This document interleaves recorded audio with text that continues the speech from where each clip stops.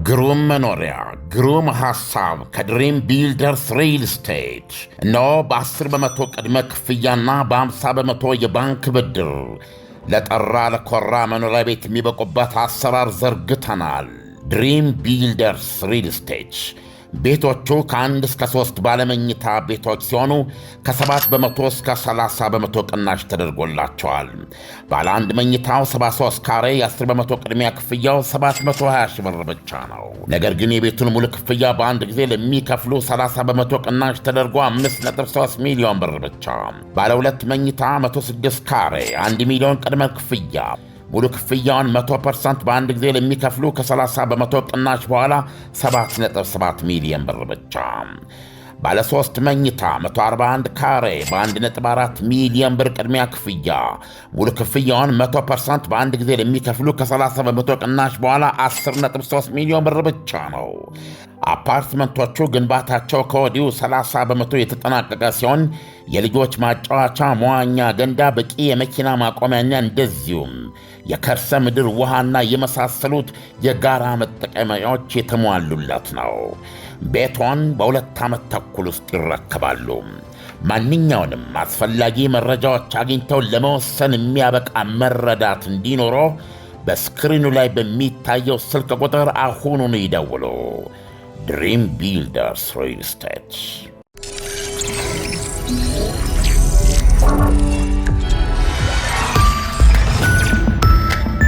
ይህ አዋዜ ሰበር ነው።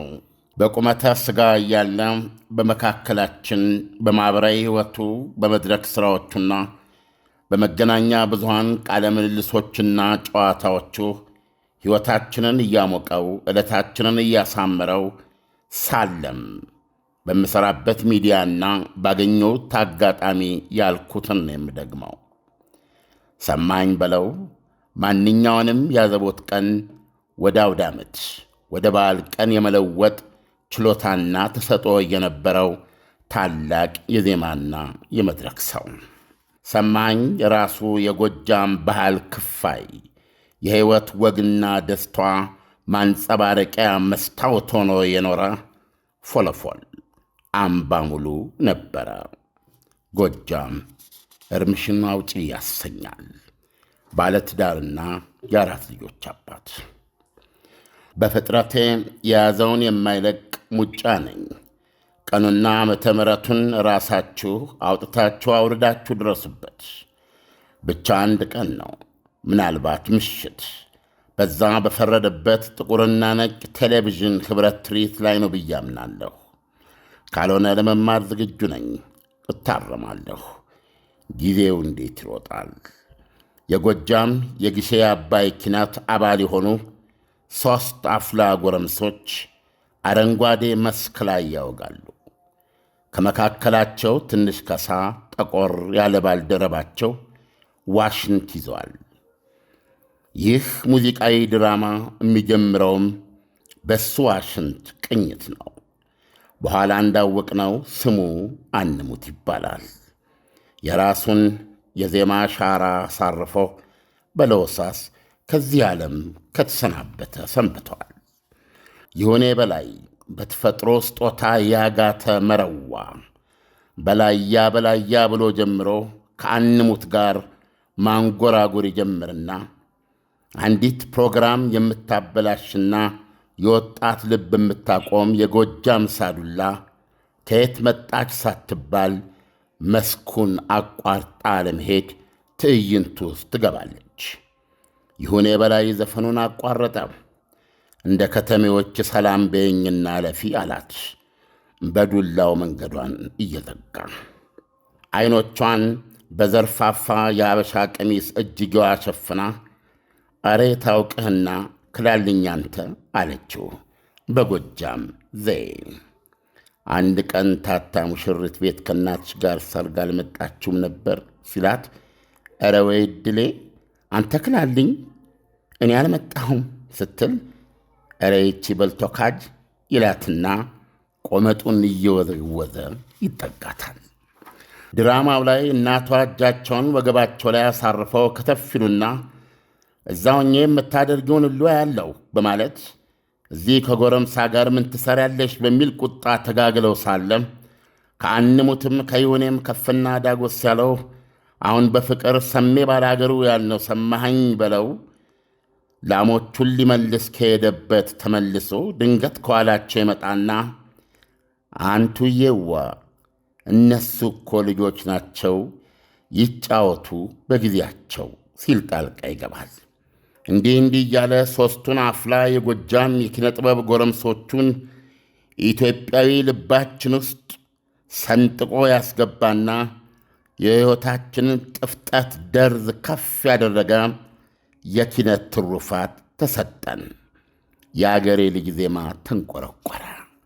ያኔ ነበር ይሁኔ አንሙት እንዲሁም ሰማኸኝ በለውን የተዋወቅ ናቸው። ከዛ የጀመረ እነሆ በምድር ላይ 60 ዓመት የቆጠረ አረጋዊ ለመሆን አንድ ፈሪ በሆንኩበት ሰዓት አሁን እንኳ ውስጤ የፈጠሩት ሙቀት የባረኩልኝ የሕይወት ደስታ የጋራ ገበታችን የሆነችውን ትኩስ ሽሮ ይመስል ልቤ ውስጥ ሲንተከተክ ይሰማኛል። ሰማኸኝ በለው ድምፁ እንዳንበሳ የሚያገሳ ትከሻውን ለስክስታ ብቻ ሳይሆን እንደ ነፃ ትግል ተፋላሚ የሚያገለባብጥ በጠዋት በማታ በቤት በመንገድ ወይም በባህል ቤቶች አሊያም በአሜሪካና አውሮፓ መድረኮች በየትኛውም ስፍራ በየትኛውም ሰዓት ሳቅና ጨዋታ ምሱ አይከፌ አይተክዝ አምባ ሙሉ ደስተኛ ፎሎፎል ሆኖ ኖረ።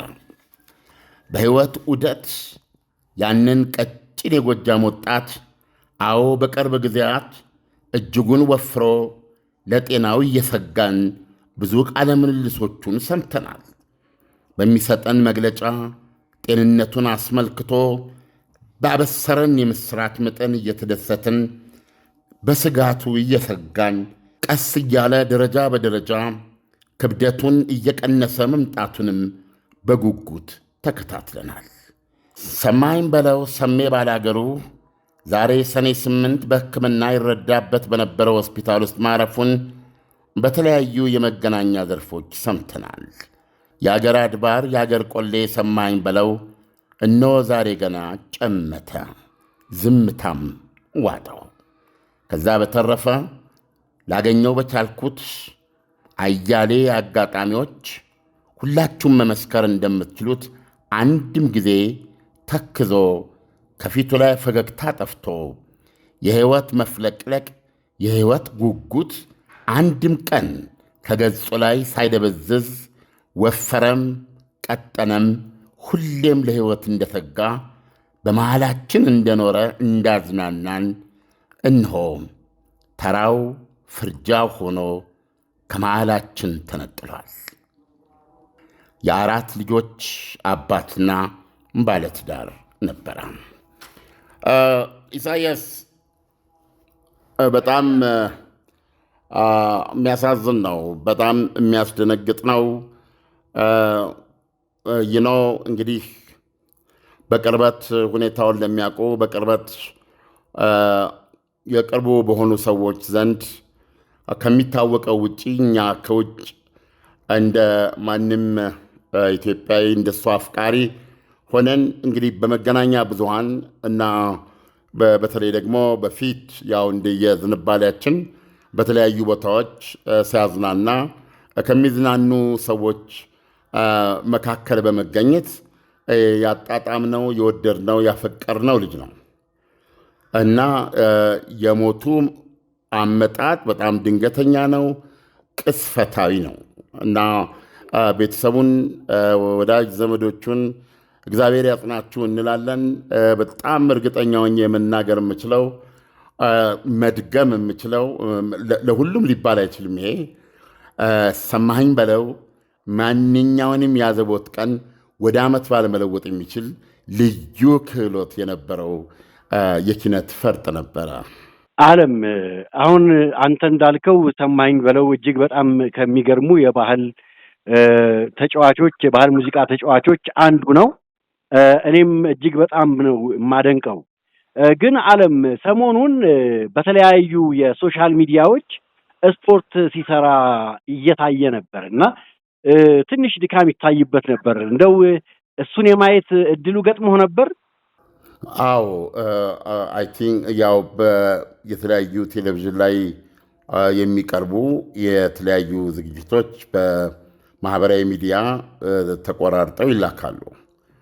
ሙሉን ባልከታተልም አንዳንዶቹን አይቻለው።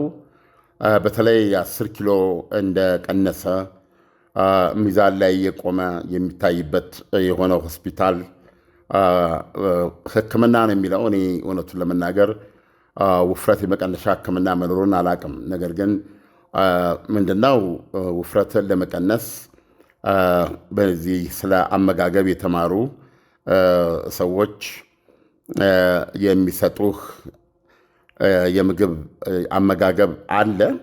እንደዚሁም ደግሞ በጂምናስቲክ ዘርፍ በሰውነትን በስፖርት እንድትረዳው ስልጠና የሚሰጡህ ይኖራሉ። በሕክምና የሚለው ቃል አሻሚ ነው። እኔ እስከማቀው ውፍረትን ለመቀነስ ተብሎ የሚወሰድ መድኃኒት ወይም የምትወጋው ነገር አለ ብዬ አላምንም። አሉ ለምሳሌ ኦዘምፒክ ምናምን የመሳሰሉ ለስኳር ህመምተኞች የሚሰጡ በውጭ ሀገር ብዙ ሰዎች ለመክሳት የቻሉባቸው መድኃኒቶች አሉ። አብሮ ደግሞ ከነሱ ጋር የሚሄድ ሳይድ ኢፌክቶች አሉ እና የሳይድ ማለት የጎን ጠንቅ የምንለው ማለት ነው። እንዲህ አይነት ነገሮች አሉ እና ምናልባት ያገላለጽ ይመስለኛል ባለሙያዎች የምግብ ባለሙያዎች በአመጋገብህን ይረዱሃል፣ ይቆጣጠራሉ። እንደዚሁም ደግሞ በስፖርት በጂምናስቲክ እንቅስቃሴ የሚረዱ ደግሞ ባለሙያዎች ይኖራሉ። ከዛ ውጪ ውፍረትን ለመቀነስ ወይም ደግሞ ከውፍረት ምንድነው ኦቢሲቲ በጣም የከፋ ውፍረት ነው ያለው ወንድሜን እንዳየሁት ከዛ ነፃ ለማድረግ የሚሰጥ ሕክምና ሜዲሲን በእውነቱ ለመናገር አላውቅም። ይሁንና በዛ ባየነው ለምሳሌ 10 ኪሎ ቀንሶ ባየነው ላይ በጣም ነው ደስ ያለኝ። ምክንያቱም በእኔም በተወሰነ ደረጃው በጣም ክብደቴ ከፍተኛ ነው። ኦቢሲቲ ውስጥ ነው የምገኘው እኔም በግሌ እና ኦ ማይ ጋድ በ7 ሳምንት 10 ኪሎ መቀነሱን የእሱን ካሬጅ አድርጌ ነው ያየሁት። በአመጋገብም ሆነ በእንቅስቃሴ ራሱ ላይ የመስራቱ ጥንካሬ ውጤት ሆኖ ነው የታየኝና ስለ እውነት በጣም ነው የተደሰትኩለት። በጣም ብዙ ነው 10 ኪሎ በ7 ሳምንት አይዶን ነው ይቻላል። ያው ሚራክል እና እኔ የወሰድኩት ፒውርሊ ከሱ ከግሉ ካሬጅ ከግሉ ኮሚትመንት አንጻር ነው ያየሁት። እንዳልከው ገጽታውን ስትመለከት ግን ፊቱ ላይ ስትመለከት ግን ከፍተኛ ድካም ታያለ። አይሚን የግድ ሐኪም መሆን የለብህም። ከፍተኛ ድካምና ትንሽ ያውን ቅድም የገለጽኩልህ ያ ፎለፎል ያ ሳቂታ ያ ተጫዋች የሆነ ገጽታ ትንሽ ላይፍለስ ትንሽ ነፍስ እንዴት ነው ፍዝዝ ድንግዝ ከውስጡ የመዛል የመድከም ነገር አይበት ነበረ። እሱ የሚሰጣቸው መድረኮች ሌላ ከውፍረቱ ውጭ ምንም በሽታ እንደሌለበት ነው ይናገር የነበረው። ይሄ እሱ የሚናገረው ነው። ሁላችንም በኪኒን እየወሰድን ያለ ነው። ኢሳያስ የ40-50 ቤቱ ስትገባ በተለይ ተጠንቅቀህ እንትን ካላልክ በተለይ ውፍረት በራሱ ኦቢሲቲ ራሱ በሽታ ነው። ለብዙ ለስኳር ለኮሌስትሮል የሚባል የልብ ማት አይነት ጣጣዎች አሉና በእግዚአብሔርና በኪኒን ድጋፍ ነው የምትገፋው እና እነዚህ ሁኔታዎች እሱ እንደሌለበት መናገሩን እኔ እግዚአብሔር ይወደዋል በሚል ነው የሰማሁት እና ለዚህ ነው የሞቱ ድንገተኛና እንደ ቅስፈት አድርጌ እንዳየው ያደረገኝ። ከዛ ተነስቼ የጠበቅኩት ስላልነበረ ነው እጅግ በጣም የሚያሳዝን ነው። ታላቅ ኢትዮጵያዊ ነው ያጣ ነው እና በእውነት የኪነ ጥበብ አውራዎች ይህ ከያኒ በዚህ በረጅም የኪነ ጥበብ ሕይወቱ ላረሰረሰው ባህላችን ላጋራን ደስታ፣ ሳቅ፣ ኪነት ልዩ ቦታ ልዩ ክብር ሊሰጠው የሚገባ ትልቅ የጥበብ ሰው የወደቀው ለማለት እፈልጋለሁ። ዓለም አንቺዬዋ እነዚህ እኮ ልጆች ናቸው ይጫወቱ በጊዜያቸው የሚለውን ሙዚቃዊ ድራማ ማለት እንችላለን። በሰዓቱ እጅግ የሚገርም አቀራረብ ነበረ እና ግን ዓለም ይሄንን ስክሪፕት ስትጽፍ ወይም ከመጻፍህ በፊት እንደው ድራማውን ከፍተህ አየኸው ወይስ እንደው ኖ አንዲት ቃል በጣም ከማልቆራርጬው ነው በሚሞሪ ውስጥ ካለው እንደው ዝም ብሎ ለማጣቀሻ በሚል ነው እና አንዲቷን ቃል ብቻ ነው እሷን ለማረጋገጥ ስል ብቻ ነው ከፍቼ መልሼ የሰማሁት። ይሁኔ በላይ ማነው የታታ ምናምን ሰርግ ቤት መተሽ ከእናትሽ ቃል አገኝሽ የሚላት ያችን ነው። ሌላው ግን ከዛም በላይ የሆነ ጭንቅላታችን ውስጥ አለ። በጣም ጭንቅላታችን ውስጥ ልባችን ውስጥ ሰተት ብለው ነው የገቡት። ጊዜው እኔ ልታረም ዝግጁ ነኝ። እኔ ምናልባት እንደው 81 ወይ ከዛ በታች እኔ 78ም ሊሆን ይችላል ብዬ ነው የምገምተው። ኢሳያስ ጋዜጠኛ እንዳልነበርኩ ነው የማስታውሰው።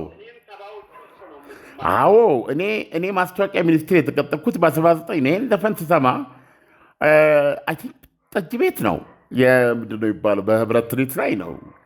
ስለዚህ 78 ነው ብዬ ነው የማስበው። ረጅም ጊዜ ነው እና ግን ፓወርፉል በጣም አሁን እንኳ እንዲህ የተዋጣለት አድርጋ አትሰራውም። ጭውውቱ የሚጀምረው በሶስቱ መካከል ነው። በደንብ አይተው ከሆነ ደግመ ማየት ትችላለህ። ይሄ በአንሙትና በዩኔ መካከል በዱላ የጉርምስና ትግል ሁሉ አለ። ጎጃም ይሄ እኮ ነው። አየህ ጎጃምን ተሸክመው ይኖሩ ናቸው። ዩኔ በላይ ጎጃም ውስጡ ነበረች። በእውነት ሁላችንም አሁን ስለ ዩኔ ስለ ሰማይም በለው የምናወራው በኢትዮጵያዊነታችን ከጎጃም ምድር ተነስቶ ላጠገበን በረከቱ ነው አይደል?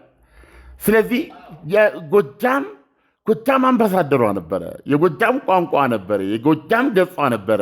የጎጃም ውበቷ ነበረ። የጎጃም ለዛዋ ነበረ። የጎጃም ቆሊዋ ነበረ። በእውነት ነው የምነግርህ እና የሚስቱና 4 ልጆቹ ያሉበት ሀዘን ይሰማኛል እና እኔ እናቅፋቸዋለን ብዬ ነው የምናስበው። ኢትስ ቴሪብል። ምንም ልናደርግ አንችልም። መሞቱን የሰማ ነው። ሌላ ነገር የሰማነው ነገር የለም እና ይሄ በተለይ ይሄ በድንገት ይሄ በሙሉ እንደዚህ አይነቱ ነገር በጣም ነው የበረከተ ያለውና ይሄን በጣም ነው የሚያሳዝነው እና በተገኘበት መድረክ እሱን ያየ ሰው ይሄ ይመጣል ብሎ ሊያስብ አይችልም እና ይሄ ነውና እኔም ነገር የጎጃም ባህል ነው። በቃ ገብቷል። እንደዚህ እኮ ነው ከጎጃም፣ ከወለጋ፣ ከጎንደር፣ ከሐረር፣ ከሐዋሳ፣ ከመቀሌ አይደለም እንዴ እየተነሳን እኮ ነው የዛን ጥልቅ የዛን የቀያቸውን የሀገራቸውን ባህል አንጡራ ባህል ወግ ያንን እያዙ እኮ ነው እዚህ መሃል መላ የኢትዮጵያ ባህል ማለት እኮ የዚህ ሁሉ ድርብርብ የዚህ ሁሉ ሴዲመንት የዚህ ሁሉ ንብርብሮች እኮ ማለት ነው። አስታውሳለሁኝ አንጓይ ፍስስ ኪሮስ አለማየሁ የሞተ ጊዜ አስታውሳለሁ እና በአጋጣሚ ከኪሮስ አለማየሁ ጋር ደግሞ የመገናኘት እድል ነበረን። 1-2 ጊዜ ምሳ እንደዚህ ተገባብዘናል። ጋብዞኛል። የተወሰነ አንድ አጻጣፉ በሬዲዮ አጻጣፍ በአስቸጋሪ የተጻፈ ነገር ግን በኋላ ቆይቶ በአዲስ ዘመን የባህል አምድ ላይ ታትሞ የወጣ የሬት ሱሰኛው ድምፃዊ በሚል የሆነ ነገር ሰርች ነው። ከልጅነት ካስተዳደጉ ጀምሮ የባላምባራስ ነው ወይም ደግሞ የደጃዝማች ሳምቲንግ እንደዚህ ነገር አባቱ ከፍ ያሉ ሰው ናቸውና ኪሮስ አለማየሁ አንጓዬ ፍስስን ሲዘፍ ትግርኛና አማርኛ መሆኑን መለየት የማትችልበት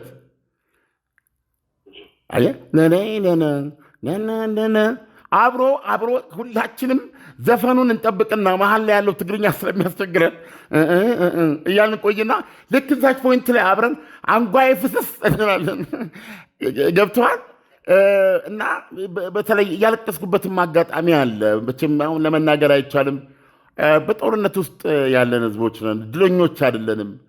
አብሮ መኖር፣ አብሮ መስራት፣ ይህን አብሮ እግዚአብሔር የሰጠንን ኢትዮጵያዊነት ማለምለም፣ ማበልጸግ እና ማጎምራት፣ እርስ በርስ እኔ በልጥ ሳንባባል አንዳችን ለኢትዮጵያ ጎንበስ እያልን ይሄን አላደለንም። እንደዛ ሆኖ ነው እንጂ በዛን ወቅት ይገርመሃል፣ በታክሲ ወደ መስሪያ ቤት በመጡ እንግዲህ ልብ አድርግ፣ ማስታወቂያ ሚኒስቴር ገብቼ ነው የምነግርህ። ቢያንስ እኔ ገብቶኝ ለተደራሲው እንዲገባው የማሰራጭ ሰው ነኝ። ያ እስኪሆን ድረስ ብዙ ነገሮች ላይ የነበረኝ ነገር ግድብ ነው። እንደ ማንኛውም ሰው የራሴ አመለካከቶች አሉ እና በታክሲው ላይ ከዚህ በፊትም ተናግሬዋለሁ። የኪሮስ አለማየሁ ዘፈን ነበረ። ገብቷል።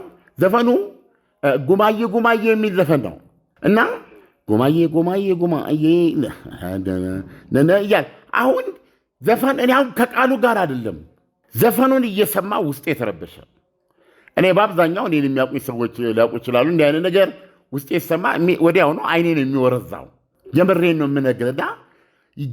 ያ ድምፀት ያ ውስጥ የፈጠረው አላቅም፣ የግጥሙ ምን እንደሚል አላቅም፣ ግን እኔ ጋር የፈጠረብኝ ስብግግት የሀዘን ስሜት እንዲሰማኝ ነው ያደርገው እና የሀዘን ስሜት በፊት ከነበረኝ አመለካከት ይሄ ነገር ብዬ የራሴን ለየት የፈጠረብኝ ስሜት ውስጤ ይቅር ምን ልል ነው። ትልቅ ፓወርፉል ሰዎች ነው የኪነት ሰዎች በጣም ፓወርፉል ናቸው እና መጨረሻ ላይ የኪሮስ አለማየሁን ሞት የመስራቱ ዜና እኔ ላይ ወደቀ።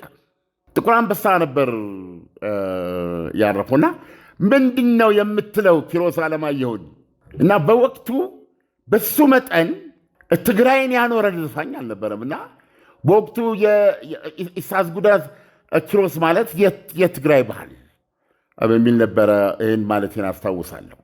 ቤዚካሊ ኪሮስ ማለት የትግራይ ባህል ማለት ነው። በዛ ደረጃ ነው የምታየው እና አሁን ዛሬ ሰማኸኝ በለው የጎጃም የባህሏ ክፋይ ነው።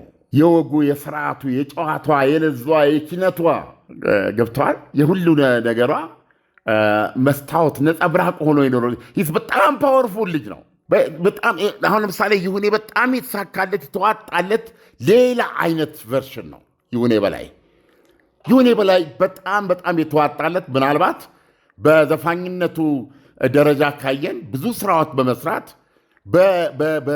በአንቆርቋሪነቱ በዜመኛነቱ ይሁኔ በላይ በጣም ጃያንት ነው። ሰማኸኝ በለው ጋር ግን ፐርሶናሊቲው ሰብናው በጣም ሰፊ ነው። የሰማኸኝ በለው እና ሰማኸኝ በለው ጠጅ ይወዳል። ሰማኸኝ በለው ጥሩ ጨዋታ ይወዳል። መስፈን ይወዳል። መደነስ ይወዳል። አብሮ መገባበዝ ይወዳል። ሁል ቀን ስታየው ወደ ሰርግ ቤት የሚሄድ ሰው ነው የሚመስለው። እስቲ ሰዎች እንደገና እንዳፍታ በህሊናቸው ወደኋላ ይመልከቱት። በእውነት ነው ብነግርህ መከፋት፣ ትካዜ፣ ቅሬታ፣ ገለመን የሚሉት ነገር የለም እና በጣም የሰፋ ሰው ነው እና ወንድሜ አፈሩ ይቅለል። ምን ትለዋለህ ኢሳያስ?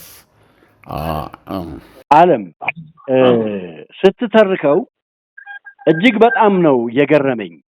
እያንዳንዷን ኢንሲደንት ነው የተረካት። አንተ ስትተርክ እኔ እየሰማሁህ ክሊፑ የተሰራበት ቦታ ላይ ቆሜ ነበር ማለት ይቻላል። እያንዳንዳቸውን መልካቸውን ራሱ ስታስቀምጠው እኔ ገጻቸውን እያስታወስኩት ነበር። የአተራረክ ስልትህ ብቻ ሳይሆን ነገሮችን ያየህበትና ያስተዋልክበት መንገድ በጣም ገርሞኛል።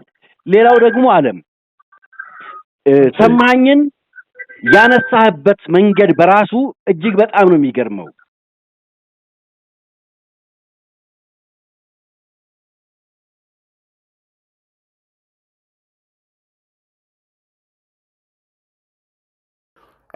ጋዜጠኝነታችን እንደ ተቋምም እንደ ግል ባለሙያነታችንም ሪሊ አሳፋሪ ደረጃ ነው የሚገኘው።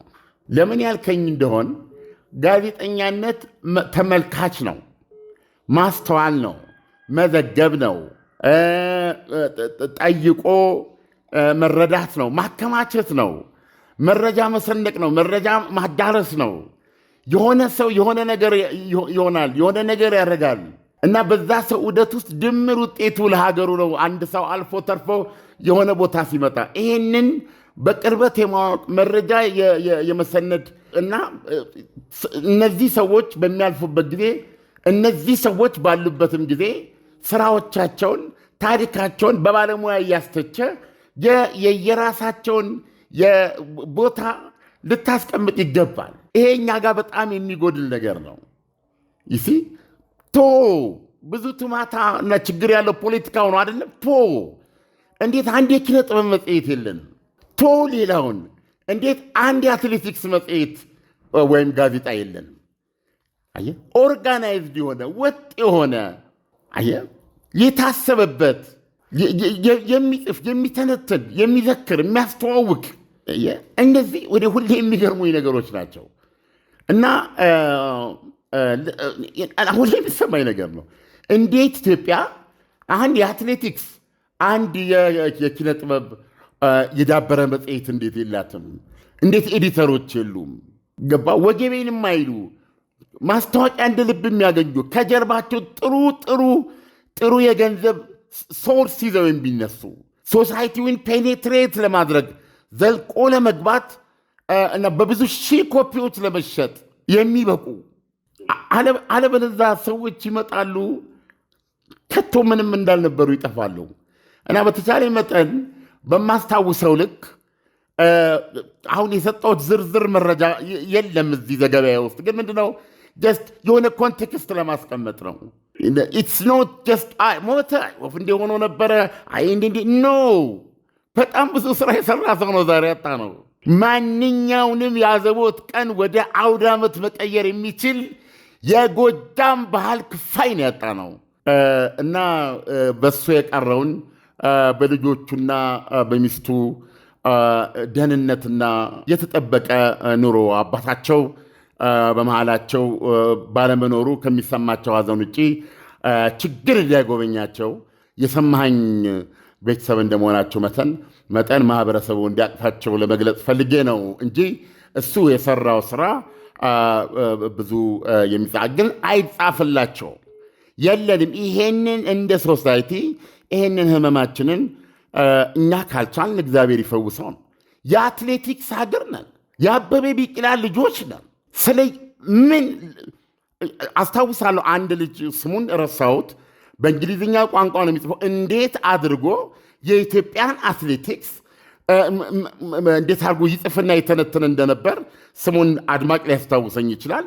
እንዴት አይነት ምዕራፍ ፈጥሮ እንደነበር አስታውሳለሁ። አሁን ያ ልጅ የለም፣ ተቋርጧል።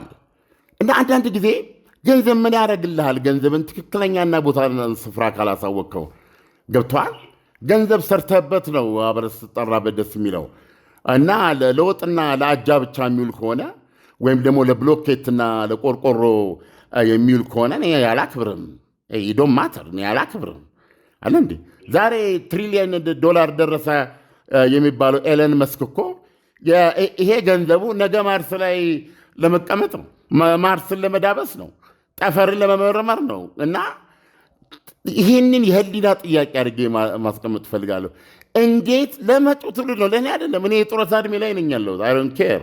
እንዴት የአትሌቲክስ መጽሔትና የኪነ ጥበብ መጽሔት እዚህ ሀገር ላይ አይኖርም? ቢያንስ ከዘመን ዘመን ሊቋረጥ የማይችል በፖለቲካ ቱማታ ሊናጋ የማይችል ፒውርሊ አርቲስቲክና ስፖርት የሆነ እንትን ነውና ጥሩ ሪሶርስ ነው። ከኋላ በነገራችን ላይ በቢዝነስ ደረጃ በጣም የሚያበላ ነው። ይሄ የተገለጠላቸው በትክክል ሁነኛ ሰዎች ማስቀመጥ ነው የሚችሉ ትልቅ የኢንቨስትመንት ዘርፍ ነው። ስለነ በቆጂ እኮ ከአንዴም ሁለት ጊዜ ከቁም ነገር መጽሔት ጋር እየሆን ሄደናል እኮ ምን አባቴ ላደርግ በምችለው መንገድ ማለት ነው። በቆጂ እኮ የዓለም የአትሌቲክስ መንደር እኮ ናት። የትኛውም ቦታ የኬንያዎቹ ኤልዶሬት አይደለም የዓለማችን የአትሌቲክስ ከተማ በቆጂ ናት። ግን ስለ በቆጂ ምን እናውቃለን? ስለ በቆጂ ምን ይጻፋል? በቆጂ ውስጥ እነ ደራርቱ ሮጡ፣ ዛት ኦል ቀነኒሳ ሮጣ፣ አበቃ። ጥሩነሽ ተነሳች፣ አበቃ። ለምንድን ነው ምን ጥሩነሽ ማይኖሩት? ምንድን ነው ያ ቦታ? ስፖርት እኮ ብቻ አይደለም ይሄ። ብዙ ባለሙያዎች እኮ ካምፕ አድርገው እንዲያዩት እንዲያስተውሉት የሚያደርግ እኮ ነው። ሰው ሪሶርስ ያስፈልጋል። ስለዚህ በእነዚህ በሁለቱ ላይ እንኳ መጀመር እንችላለን እና ይሄ ስለሚሰማኝ ነው እንደ ዋዛ እንደ ማንም ዝም ብለው መጥተው ዝም ብለው እንደሄዱ እንዳይቆጠርብኝ በማለት ነው ስለሰማኝ በለው ለማለት የሞከርኩት እንጂ በእውነት ከዛ በላይ ሊባል ከዛ በላይ ሊከሸን ከዛ በላይ በስርዓት ሊቀመጥ ይገባ ነበር። በመሞቱ አይደለም በሕይወት እያለ ለእሱ ብቻ አይደለም። በሌላ ቦታ ላይ ወጣቶችን ስንሰብክ በሌላ ቦታ ላይ እነሱ ከተነሱበት ቦታ ሌሎች እነማ ተከትለው መጡ። እነ ይሁኔ በላይን የበሰለ ሱፐርስታር ከሰጠን ቦታ ላይ እንደማ ተከትለው መጡ። አየህ፣ ወርተረኛነት ከዛ ነው የሚመጣው። ቀጣይነት እንደዚህ ነው። አንድ ደራርቱ ቱሉ የምትባል ቀጭን ኢትዮጵያ የፖለቲካ ለውጥ መሸጋገሪያ ላይ ባለችበት ሰዓት ባዶ እጃችንን አጨብጭበን ልንመለስ በነበረበት የባርሴሎና ኦሎምፒክ ወርቅ ያገኘነው በሷ ነው። በሷ ፍቅር ያኔ ያላበደ ኢትዮጵያዊ ማን አለ? እና ሁል ጊዜ በአገላለጠች ላይ ኮቴ መናና ኮቴ ደረቅ የሚባሉ አሉ አይደለም? እንደ ደራርቱ ኮቴ እርጥብ የለም። ደራርቱ ከበቆጂ ወጣች፣ ለተወሰነ ዘመን ሳያቋርጥ ዓለምን ገዛች። በቆጂ አይጻፍም እንዴ? ይህ እኮ ብዙ መጽሐፍ ይወጠዋል። ብዙ ደራርቶች እኮ ሊነሱ የሚገባበት ቦታ ነው። ምን ላይ ይጻፍ? እንዴት እንደማመጥ? ስለዚህ የግድ ቢያንስ የአትሌቲክስና የኪነ ጥበብ መጽሔት ይሄ አንዱ ተነስቶ ጀምሮት ስፖንሰር ሲለምን የሚውልበት አይደለም። ኖ እንደ ትልቅ ድርጅት የሚቋቋሙ አይን ያላቸውን ጸሐፊዎች ስራ የሚሰጡ ዛሬ ስንት ብር ያላቸው ሰዎች እኮ ስራ አጥተው ይሆናል አሁን እዚህ ሀገር ውስጥ በአማርኛ በእንግሊዝኛ አድርገው እነ ኤፍሬም እንዳለን የመሳሰሉ በቋንቋ በእንግሊዝኛ ያንም ያህል ብዕር ይዘው የት እንዳሉ አላውቅም። ኤዲት ያደርጉልሃል። የኢትዮጵያ አትሌቲክስን ለውጩም ለእኛም በወግ በስነ ስርዓት የተተነተነውን ኤዲት ያደርጉልሃል። ብዙ ጸሐፊዎች ታፈራለህ።